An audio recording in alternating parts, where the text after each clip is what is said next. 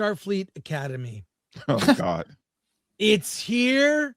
It's queer. Get used to it. It's actually straight now. I got straight sex. Parts of it are straight, but I'm watching this show. I can't believe the depth that Star Trek has sunk. And this says it all. This is a very sexy shot of Nichelle Nichols as Uhura. It says, make her look like she was a character on Starfleet Academy. Wow. And right next to her, that's what we get. Yep. They posted one of Deanna Troi. That was bring that one up, Alan, if you would. But this show. I mean, that last episode was the levels of dumb are ridiculous. These new evil characters, the Furies. I think people are calling them the Furries, the Furies. They're the Reapers, or the Reavers rather, from Firefly. Yeah, it's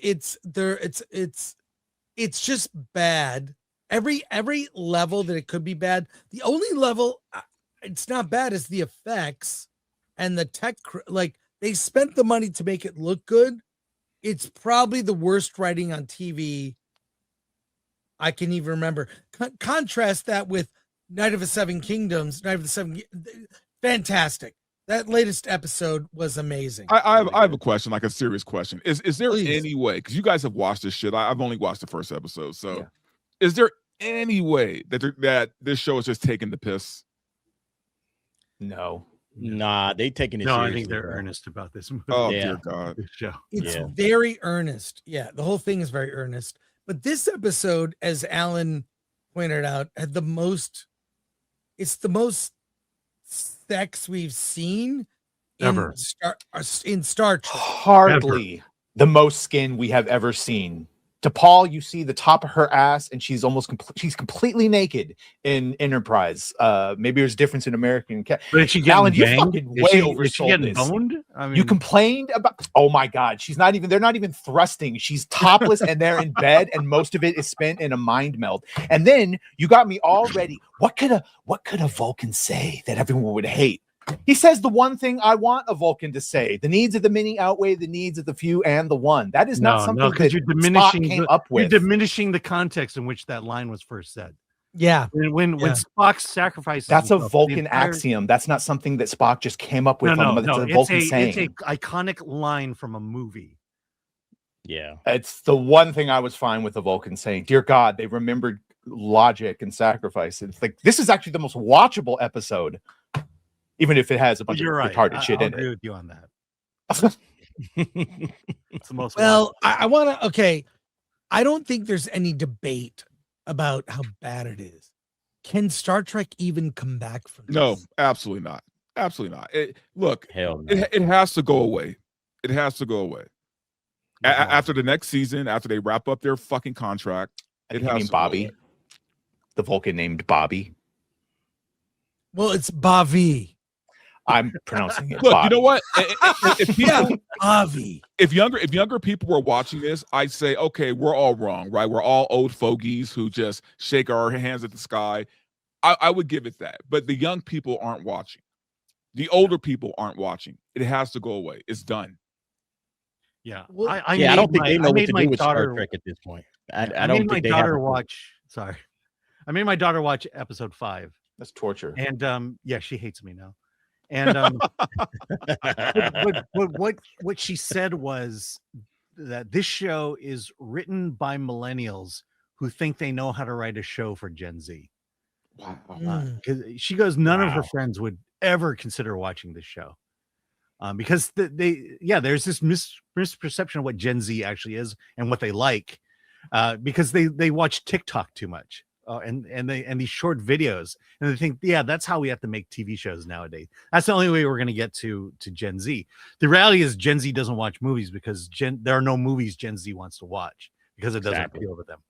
The photonic being Sam. Now, Gary knows, or maybe I missed it. Maybe you guys know. Do they ever explain that she has one, like a hollow emitter, a mobile, a hollow emitter, or that where her photonic program is being broadcast from, and also the fact that she shouldn't be affected by lasers or plasma or disruptors because she's impermeable, and it might like distort it for a second, but she goes right back. Instead, she's shot by fucking blasters basically and phasers, and it permanently messes up her programming. So they don't even pay attention to their own mechanics. No, you know what? I got to fight back a little bit on this generational thing though, because and I agree. You know, like none of the stuff appeals to Gen Z. I understand that. But back when we were younger, right, and we were watching the original Star Trek, like we were young, like we were very young, obviously. A lot of that stuff went over our heads, right? But we were still able to identify and enjoy what we were watching, right? Even though it was written by boomers, obviously, it was written by boomers, it was written by even people older than boomers probably, but we were able to enjoy it, and we didn't feel like our intelligence was being tested, right? Or insulted, I should say. I don't think it's a generational thing, man. I think these are just bad writers. These are just people who don't know how to fucking write. They don't understand people. They don't understand regular, normal people. Like you just said, when I watched Star Trek as a kid, you know what I enjoyed about it? When they would beam down to a planet and get into fights with some aliens, and they would pull out the phasers, and then, you know, like that was the stuff. Everything else probably was going over my head at like 8, 9 years old, but I enjoyed that aspect of Star Trek, and that's why I watched it, and that's why I kept watching it and watching it and then when the TNG came out, it was like, oh, okay, I'm a little bit older, and I understand a little bit more about what Star Trek is, and so I was able to, you know, relate to it on a different level. And that's because they were still writing characters that we as normal human beings can relate to. Who can relate to any of the shit that we're seeing in this Starfleet Academy? Nobody except the people in Hollywood. Those are the only people that this show is written for. Those are the only people that understand what the hell is going on. Everybody else is lost because the characters don't make any sense to normal people. That's the problem. Gen Z, millennials, Gen X, boomers, nobody understands this crap except the idiots in Hollywood that wrote it for themselves and their friends. That's all. That's the only thing that makes any sense to me, because I don't understand why anybody would watch this show. There's nothing here for anybody. But also, like, there's a disconnect with even just the language, right? Because, you know, when we watched Star Trek when we were younger, it felt like a different time. It felt like a different place. It felt like we were in the future, right? A utopian future. These people talk like they're in modern day, right? They make references that only apply to modern day. Do you want to know what the modern plot device was of how everything was connected in this last episode? A comic book.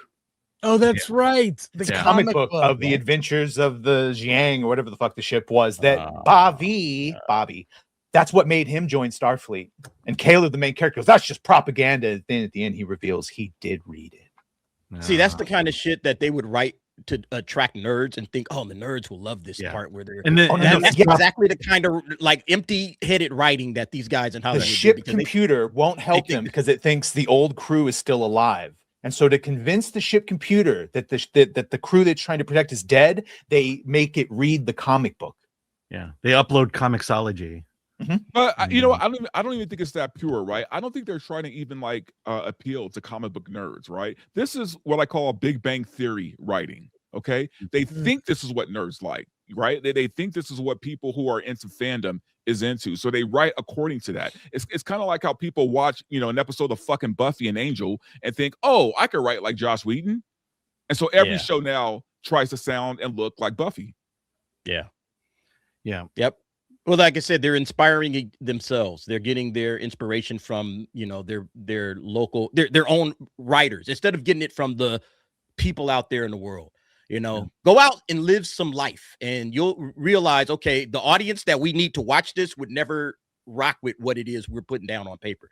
The audience is the regular, normal human beings out there that are audience members that just want a good television show. They would never rock with this because they don't speak the language that we speak. So that would, if they actually got down and started talking to normal people, it would reorient their mind to say, okay, it's like some of these people might actually be decent enough writers with zero life experience. That might be the case.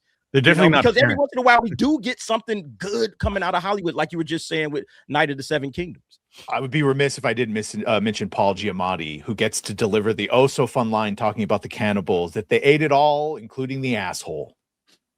Wow. Yeah, like I don't remember Star Trek being crude like that. It was not crude, but take a look at this and see what you think. Spock, do something. This is the captain speaking.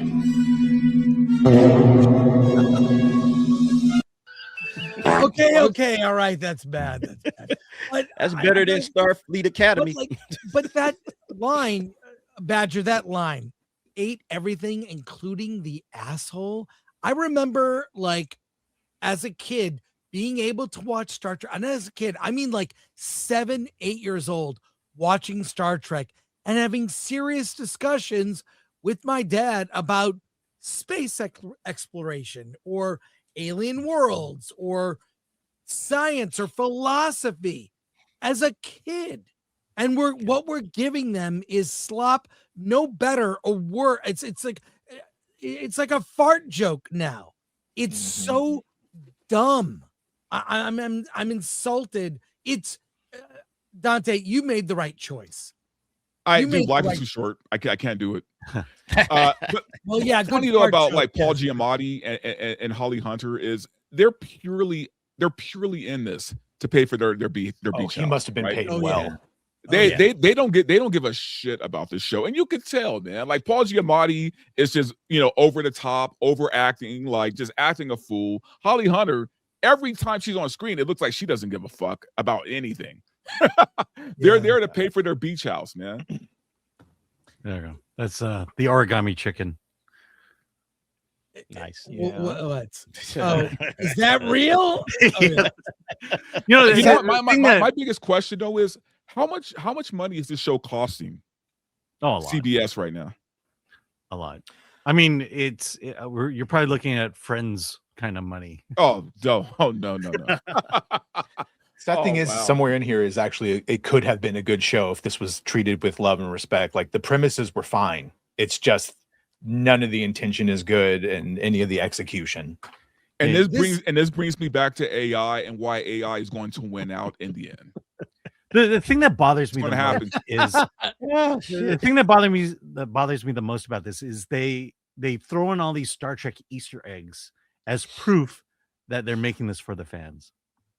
Right. And they think that just by evoking the name of someone or naming a ship after them says, we understand you guys and what you guys want. And so therefore you must like our show. Yeah, it's like a cosplayer, right?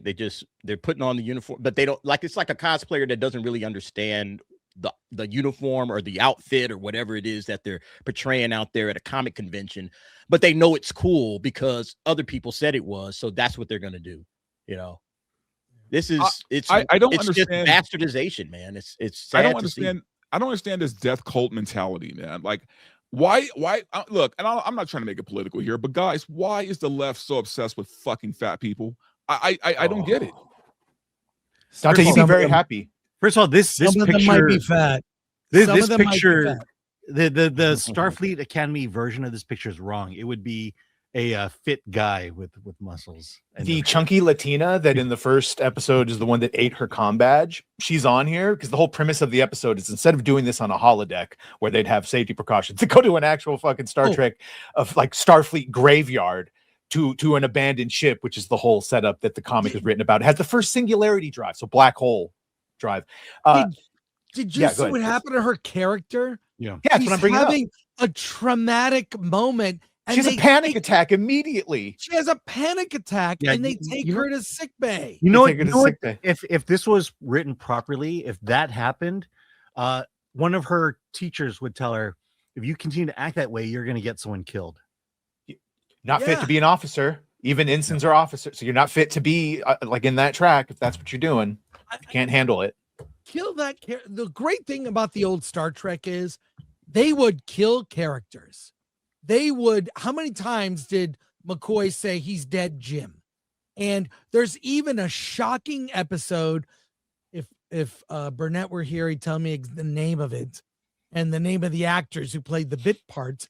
But they turned people into their essential elements, like a cube. and Oh, she'd have been he beef turns tallow. 2 people into a cube, and he crushes one of the cube, and they kill the woman. You didn't know who was going to. It was shocking. It's like, obviously they probably killed the guy. No, they didn't. They killed a woman, and it was shocking at the time. Jaden, the gay Klingon, his new white boyfriend from the war college. Klingon. That was great. He So is the gay. white dude gets like a chunk shot out of his leg, and so he's helping his boyfriend, and he's like, "This may scar." And then the white guy's like, "I don't mind a scar." He's, "Oh, you must be Klingon." And then they start holding hands and staring Oh my lovingly. God. And make it You'd look love good. it, guys. You're really missing out. Hey, the best death episode of Star Trek, I think, it's when Q sends the Enterprise out to meet the Borg for the first time, and they take a section out, and then crew members were on it, and they become assimilated. And I remember Picard asking Q, or telling Q, but people died, and just Q's response basically being, well, that's sort of life, It's the sacrifices you make, and that's giving death its proper respect versus here. Nothing has stakes. These characters, they're not. I really think what would have been interesting if some of these characters, like, they flame out. They just can't. They don't have what it takes to be in Starfleet. No, they're just Full stop. flaming. Yeah, well, flaming. Yeah, you're right about that, Ben. Yeah, I mean, like, I haven't watched past episode 4. Like, what is the struggle of these? I still don't understand. What are they struggling with? They're learning. It's an actual school. But I mean, even with the school, you got to struggle in some, This was the best setup that they actually could have fucking done something with, where you have opposing teams that are trying to, get the shit back online, do all these tasks, work together because they don't like the war college. Like, it had all the setups to essentially be Die Hard on a space station where they're taken hostage. You find out it's a trap. And so they call Paul Giamatti's character because he's dealt with them before and he knows their secret. And so they're trying to get him. And then it turns out that the whole thing was a setup by him. And he ends up destroying this whole fucking space colony. It was all there, but they fumble. Yes, they just fumble across the fucking board. The Federation is doomed, basically. Yes. Look, all I know is they better get. Oh my god! Oh my god! With the nose ring and the Afro puff, the acne. Oh my god, that is horrible, man. We had it good, y'all. Deanna Troy is still fly, man. We had it good. And somewhere in there was the closest I actually have seen of acting from Paul Giamatti and Holly Hunter when Paul started getting around. What the fuck would you know about consequence? You live forever, basically.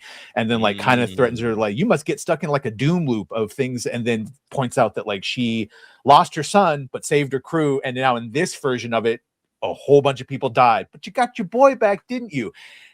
For a moment, I was actually watching them act, and then it went right back into whatever it was, space fluff.